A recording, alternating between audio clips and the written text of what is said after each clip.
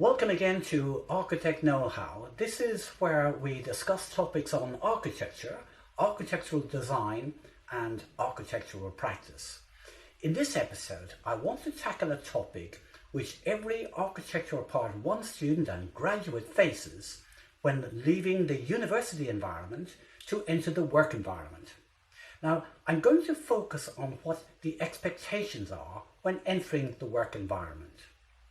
So this video will concentrate on that transition process, that transitioning from university architecture to architecture in practice. But before I get on to that, I just want to thank you for joining us here again at Architect Knowhow. If you're an architectural student, graduate, designer or newly qualified practitioner, I hope you will feel at home with us here at Architect Knowhow because you're always welcome. This is where we show you what you need to know while at university and then in professional practice for real. That's why I expect you here and why I'm delighted you have joined us for this episode. Hi, my name is William and I'm a practicing architect with over 38 years of experience in professional practice. In my career, I've seen, learned, designed and built a lot, and more besides. And I'm here not just to share, but to support you bridge the gap between university architecture with some of the realities you will face in architectural practice. So okay, we're off, let's begin. Whether you're a Part 1 year out student or a Part 2 architectural graduate, this episode is tailor-made for you. And here's why. Perhaps you are now in the process of transitioning from university to your year-out work experience, or maybe indeed, as a Part 2 graduate, you're about to start a new phase in your career, which is, of course, in professional practice. Making that leap from university architecture to actual architectural practice can feel like a bit of an ordeal. It's a transition filled with mixed feelings, from exhilaration to a bit of nervousness perhaps. Because, let's face it, the theoretical thinking and the practicalities of architectural practice can often feel like two different universes, and in reality they are different. And we get that. We've all done it. And you're probably a bit worried about the practical experience and skills you may lack, about how will you adapt to a real life situation whilst in architectural practice for real, and being able to contribute in a meaningful way. And you know, I feel it is only right for me to tell you that the university environment is different from the work environment. It has to be, really. So, but you already know that, of course, and I want to provide you with some further insights into how you can help yourself in this transition. You are probably aware already that it is very unlikely you will be placed at a workstation and asked to design a building. That is highly unlikely in my experience. That would not be responsible for your employer to place you in that position, and indeed somewhat risky too for the employer, I might add. But you could be asked, however, to investigate some aspect of the design process and to come up with some ideas to satisfy a particular facet of that design requirement, but not the complete building design solution from start to finish. That would be unreasonable for a new graduate. The best you could hope for, in my opinion, would be to join a design team who are already involved in some element of the design process, possibly a concept design. And whether it is the conceptual design stage, which is the RIBA work stage 2 and part of 3 perhaps, or it might be detail design, which is the work stage 4 and 5. Either one of these would be a great place to start your professional career. Now, I would respectfully suggest it is rare for most architectural and design practices, but not all offices, I agree, but most commercially orientated design offices, for students and graduates to be given a platform to continue on as if they're still within the university environment. That's a unique experience, I would have to say. So being a little apprehensive and excited at the same time when leaving university to enter the work environment is really normal. There's nothing unusual about that. And you're not alone, of course, as many architectural students find this job challenging. And yes, even some employers view student newcomers as a potential liability, particularly smaller architectural practices that may not have all the resources to mentor and train a Part 1 student in the proper way. The employer's expectation might be more of what you can do for them, as opposed to mentoring you in the real sense, particularly in the case of graduates. From my own experience in taking on students and graduates, a great deal of time and energy goes into managing students' year-out program, and at the same time seeking to get some level of return for the monthly salary. And that's not unreasonable for an employer, in my opinion. Now, graduate architects and designers are somewhat different from year-out students in that the employer can see a more long-term investment in the graduate individuals. But year-out students, I would say to you, don't lose heart, because you will get there. I know that for sure. I've seen it happen. Part 2 graduates often demonstrate the ability to handle the rigours of professional practice more readily and become very productive very quickly. Even smaller offices too are eager to welcome graduates who are industrious and show promise. Talented graduates can swiftly become indispensable team members as they enhance their practice skills, I have found. Now, you may be unsettled by the idea of handling real life tasks for the first time, not altogether certain about the process, even what questions you should be asking. So, have you actually asked yourself, what can I bring to the table? What value can I bring to a prospective employer who is willing to take you on as a year-out student, but even more so as a graduate?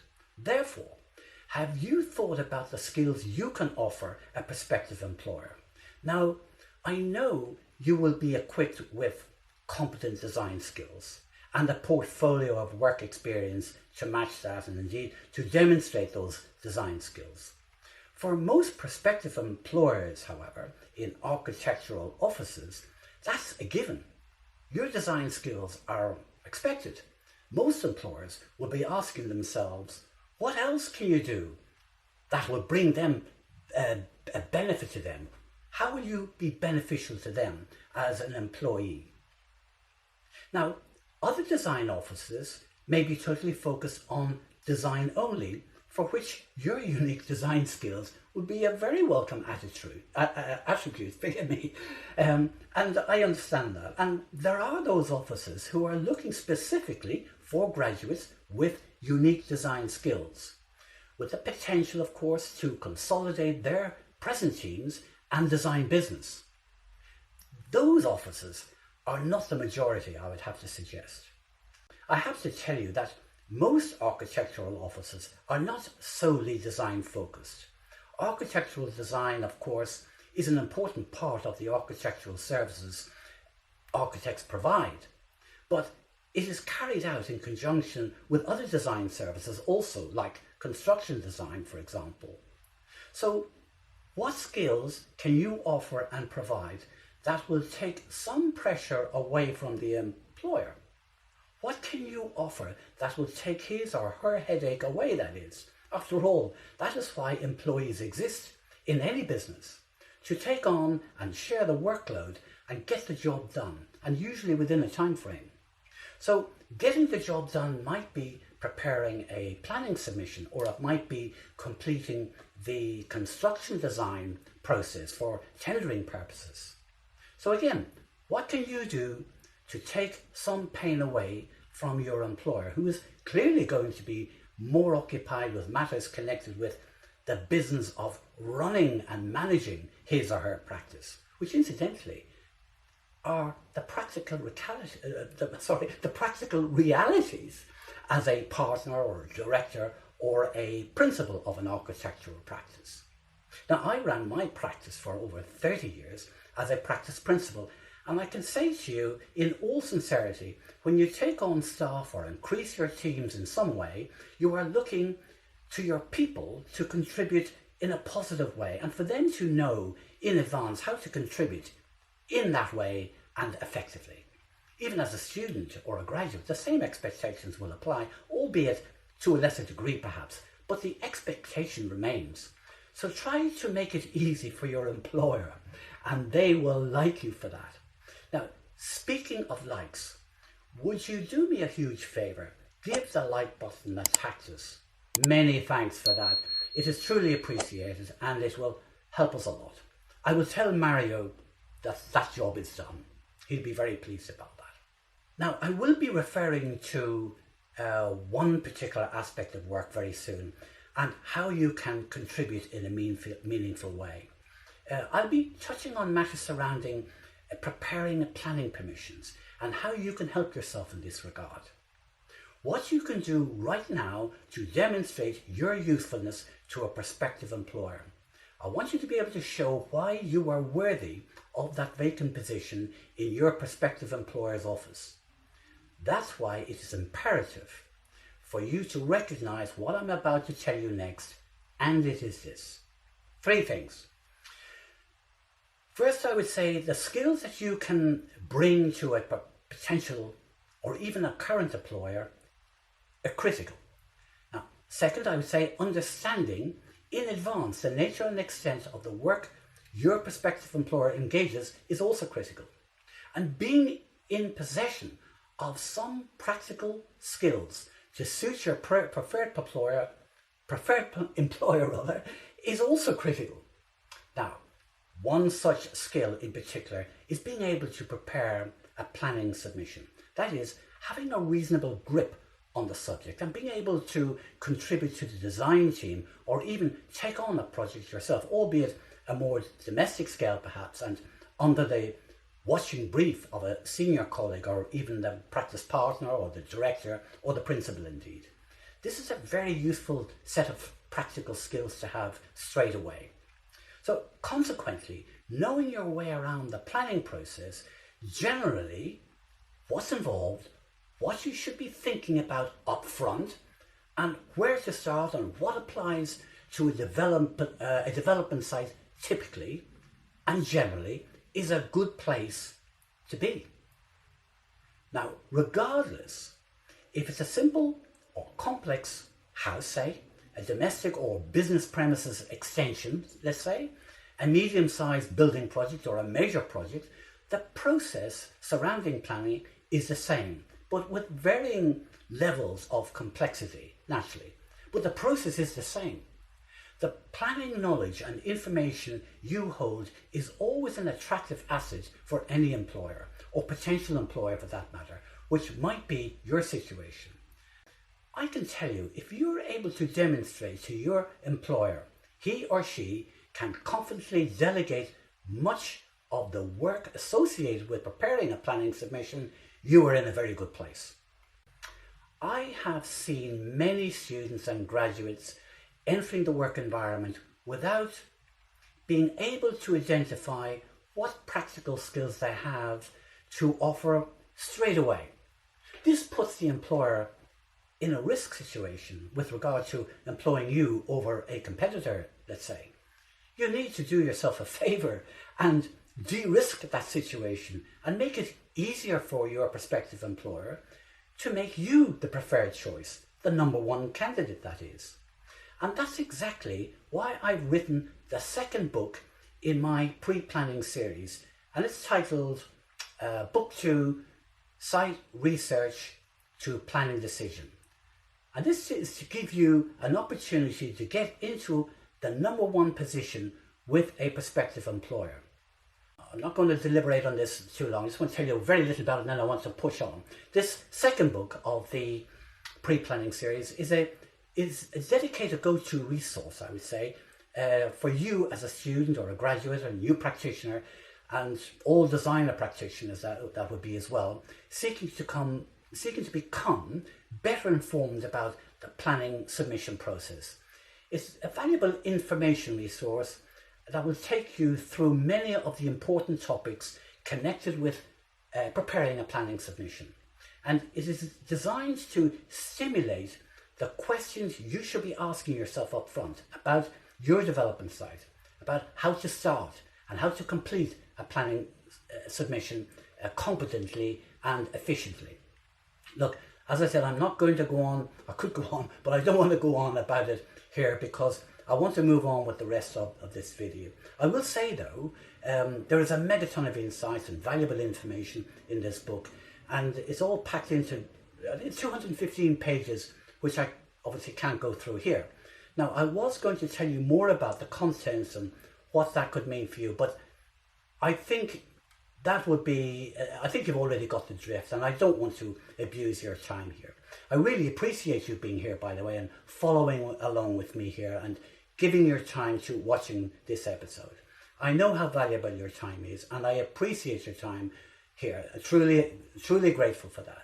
Now, let me tell you before we continue, there is a special promotion going for those watching this video, and I will be telling you how to access that very shortly. Okay, back to where I was in this episode. So I need to just collect my thoughts for a moment. Essentially, I want to highlight for you just how important it is for you to make your practical skills an attractive proposition to an employer. So the book will help you to achieve that. Planning permission is always a big prize for nearly every project, and if it does not materialize, there is no project, and that's a sad state of affairs. You can invest a great deal of work and a great deal of time, and indeed a great deal of yourself when it comes into nurturing a planning proposal. I know that. I've done that many times, and planning permissions become personal because you take ownership of them. It's as simple as that. So it is worth actioning and learning everything you can about this area of architectural practice. When it comes to preparing a competent and efficient planning submission, it is a vital ingredient to be in possession of. I have to tell you, there is much more to preparing a planning permission than a quick site visit, taking instructions, having a quick think, planning drawings, get them done quick, lodge the planning submission, and job done. Well, I would have to say to you, good luck with that approach, because that has never worked for me ever. So I gave it up years ago, many years ago. So achieving that elusive planning permission is a prerequisite for every project. That is the outcome we are all seeking to achieve, as it is a very significant element of architectural practice and indeed staying in business. So a planning permission, therefore, is that all-important prize that every client is focused on also. If they want to develop a site or even sell on the site with a planning permission, that's important to your client. Clients are looking to you as their architect with the necessary skills and know-how to guide and navigate them through this process, and with the least amount of pain, I would say. Consequently, that's a heap of expectation right there in one project, and every aspiring architect must develop the skills to manage that process for their client and manage it efficiently. Even better, if you are in the process of marketing yourself to a potential employer, being able to demonstrate these vital skills will undoubtedly make your job application much more attractive. It would to me, I can say that from personal experience. If you are working with a client who has some experience in property development, they may have a better understanding of the planning process than you as a new practitioner. There is nothing wrong with that, of course, whatsoever. Whilst you may already possess the design skills, it would, however, be incumbent upon you to catch up on the managing the planning process to the best of your ability. And you can do that now, because I'm introducing you to a way how you can tackle that. Now, I cannot overemphasize enough the importance of knowing how to prepare a comprehensive and competent planning submission. That takes planning knowledge and skills in preparing and managing the planning submission process. And there's a lot to cover. But once you've done it a few times, it becomes a very familiar process. And you just go from A to B to B to C. But you need to be shown that in the very first instance, what process to follow. So in the first instance then, your prospective employer, of course, will already know what planning permission will mean to their business. And for you to be able to demonstrate a similar understanding does not go unnoticed. I can say my antenna was always up looking out for that alert practitioner. Of course, if you're already developing your own practice, your clients too will have a vested interest in achieving that planning permission we keep talking about. And they too are usually alert to who is competent, who is confident, and who knows what they are doing. Clients are not silly, they're not stupid, particularly those that have been around the block a few times. So achieving that planning permission for your client is the catalyst for every development project. And you need to understand that. Nothing happens unless you get the planning permission. It can all come to an end if you get a refusal, or you may have to go back and do it all over again. But it's always better to know up front what the correct process is and what you really need to do. And as I said, just simple drawings and, banging in a submission, that doesn't cut the mustard really. And, your clients will be looking, to you to satisfy that in a competent way. And for future projects, hopefully with the same client as well. That is how, that you build a rapport with clients from one client to the next, and referrals and recommendations. That's how you build your architectural company, your practice, your business, etc. And it's the business that you need to be thinking about all the time. Now, being able to discuss the many planning issues with a client in a confident and a knowledgeable way will undoubtedly build trust and emphasize to your client that you are the correct architect for the project. It will show that your client made a good choice in selecting you and or the practice you were working with to act for them as their architect in the first place. So whether you're working for yourself or you're working with a practice, you're representing your practice as a professional practitioner. Don't miss out on your opportunity to transition from being an architectural graduate to an effective practitioner with great confidence and competence, and equip yourself in advance with real, practical, highly revealing information and hands-on know-how that will be a welcome asset to any employer. So equip yourself in advance with real, practical, highly relevant information and hands-on know-how, and that will be a welcome asset to any employer. And again, I can say that from personal experience. So I want to tell you next how to get your hands on that practice information that will transform your career trajectory. It will not just be a companion, but a game changer in your existing career as an architect in practice. Now, I mentioned earlier in this episode there is a great promotion on offer at present, and I'm going to tell you about it right now. Architect Knowhow wants to give you a great deal. At the time of creating this video, we're doing a promotion that you will be able to access in the link below in the descriptions. You will be getting, in the promotion I understand, you'll be getting 2 books for the price of 1. Not only that, there is a promotional price on the book also. So I think not only are you getting the 2 books for 1, but you're getting it at a lower price than it was originally promoted at. So book 1 is how to get started. That was the first book in the series, and I'll follow this up then with book 2. This bundle book opportunity is for a limited time, so make sure you check it out now for yourself. You can access, or rather you can get access to the book bundle in the description below, and you can get it right now. So now, remember, your next phase of success in architectural practice is really just a book away, so don't wait. Grab your book bundle now and get the upper hand in your career. The time for you is now. Okay, so I just want to say, here's to your great success in architectural practice. Thank you so much for watching. I'm delighted to be with you here. But keep your creativity flowing and keep curiosity alive. See you in the next video. Bye bye for now.